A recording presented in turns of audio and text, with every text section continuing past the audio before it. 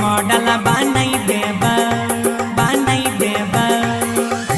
गौरव के मॉडल बनाई देबा। नया नया गाना पर वीडियो बना के गे हमारा देखा।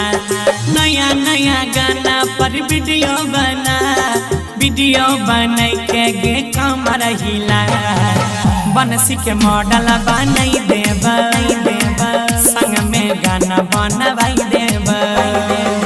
मार्केट में बजावाई देबा सुन लगे संग में वीडियो बनवाई देबा। नया नया गाना पर वीडियो बना के तनी हमारो देखा। हे गई नया नया गाना पर वीडियो बना के तनी हमारा देखा। गौरव के मॉडल बनाई देबा संग में वीडियो बनवाई देबा। मार्केट में बजावाई देबा गौरव के मॉडल बनाई देबा।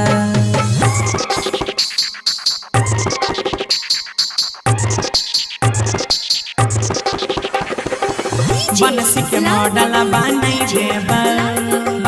देबा गौरव के मॉडल बनाई देबा।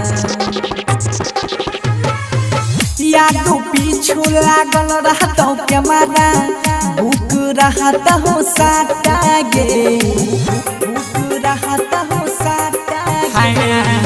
बनसी घर में सटल रहबे डार्लिंग बुक रहता साटा गे। स्टेज पर जाके गर्दा रही है पूरे मिथिला में नाम कमाई है। सुपर छौसीन उठा लाली लगा बीट डाके कमर हिला। बनसी के मॉडल बनाई देबा संग में वीडियो बनवाई देबा।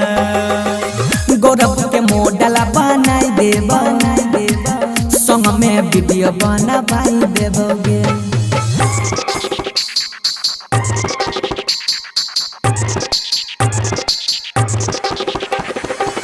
बनसी के मॉडल बनाई देबा गौरव के मॉडल बनाई देबा। हाँ गजब के मेहतर लागल लेहजर लाइट कैमरा न फोकसाया उठा गे कैमरा न फोकसाया सुनिले मिलियन में जाए लगता भियो पब्लिक नहीं करता डाउट गे। छौड़ा सब संग में फोटो खिंचाइता व्हाट्सएप पर स्टेटस लगाइता। अरुण मनीष से बात चला नया एल्बम के पता लगा। गौरव के मॉडल बनाई देबा संग में वीडियो बनवाई देबा। बनसी के मॉडल